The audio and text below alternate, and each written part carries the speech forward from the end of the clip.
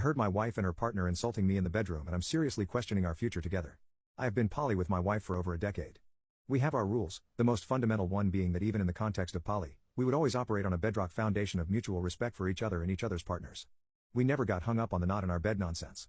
If my wife has a date, I'd rather she be in her own space where she feels safe and in control, and where she knows I have access in case anything goes wrong.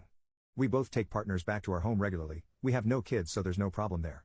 We had agreed that if one of us gets home and the other is there with a partner, then we don't disturb the date and just wait until it's over. We've also always gotten off on listening in on each other when this happens, which anyone we bring back home is made fully aware of. Usually we all have a drink together afterwards. I got to my house and she was there with her longest-term partner, who has been in our lives for about 6 years at this point. They didn't know I was in the house and I started listening from the landing. They were talking about me in an incredibly humiliating way. He would give her prompts, asking her questions about how pathetic and useless I am, and she would agree, about how I can't do well in bed and I'm a bad husband, and she would agree and pile on with name-calling and humiliating comments about me. I know it's part of a power and humiliation dynamic, but I don't care. I was furious. It's not an ego thing. I know I'm a good attentive husband, and if I can allow myself a moment of conceit, I'm a pretty damn good lay as well. I would not ever tolerate any partner of mine saying a bad word about my wife, and I would die before I participate in anything that humiliates her, even if she's not there. At no point in our poly journey did I consent to become the object of my wife's derision and disrespect when she's on a date, especially with her closest and longest-running partner.